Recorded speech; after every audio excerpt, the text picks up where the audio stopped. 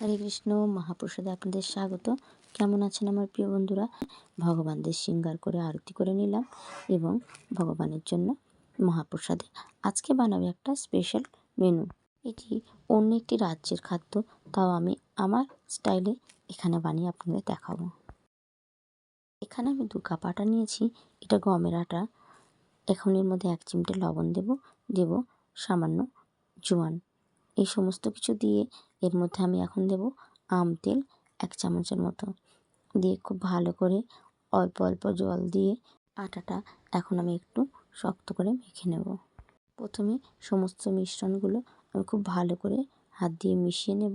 এটা মাখতে মাখতে আপনাদের আমি কটা কথা বলি। আজকে আমি যেটা বানাচ্ছি সেটা হচ্ছে বিহার অঞ্চলের একটি খুবই জনপ্রিয় রেসিপি, লিট্টি এবং চোখা। আমি একটু লিট্টিটাকে নিজের মতো করে বানাতে চাইছি, সেটাই আপনাদের সাথে আমি শেয়ার করব। টমেটো এবং বেগুন পুড়িয়েও চোখা করে নেব।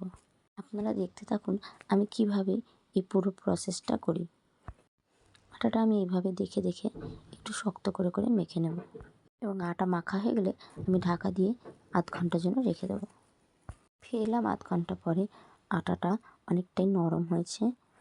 এখন এই আটার থেকে আমি 4-5টা লেচি কেটে নেব এবং লেচিগুলো একটু বাটির মতো খোল করে নেব।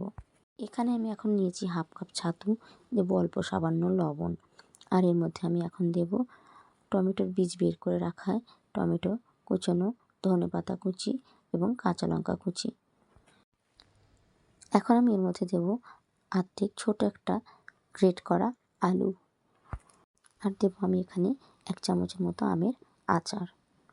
এই সমস্ত কিছু দিয়ে খুব ভালো করে আমি এটাকে শুকনো শুকনো করে মেখে নেব এবং আমি এখন এর মধ্যে দিয়ে দেব অল্প সামান্য আম তেল। আম তেল দিয়ে এখন এটা আবারও আমি খুব ভালো করে মেখে নেব এবং আমি এর মধ্যে যে জিনিসটা যুক্ত করেছি সেটা হচ্ছে বেগুনটাকে আমি খুব ভালো করে ছোট ছোট করে কুচি করে নেব।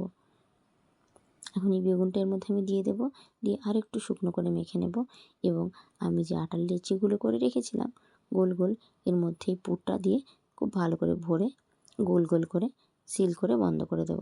সমস্ত লেচিটা আমার হয়ে গেলে আমি কাঠের উনুন জ্বালিয়ে নেব এবং ওর মধ্যে এই লিট্টিগুলো বানিয়ে নেব এবং আলু, বেগুন, টমেটো এগুলো পুড়িয়ে এগুলো একটা চোখা বানিয়ে নেব।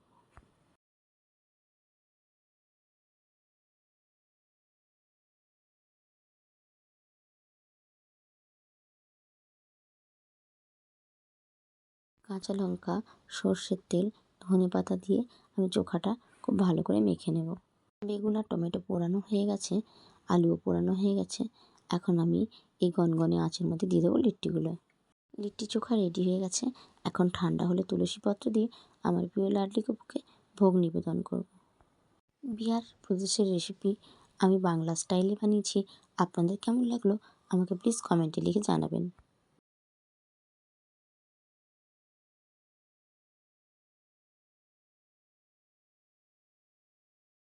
যদি আপনাদের একটু ভালো লেগে থাকে তাহলে ভিডিওতে একটা লাইক দিয়ে ভিডিওটা শেয়ার করে দেবেন। আজ তাহলে এই পর্যন্ত বন্ধুরা, আবারও দেখা খুব শীঘ্রই। আপনারা ভালো থাকবেন, সুস্থ থাকবেন। হরে কৃষ্ণ।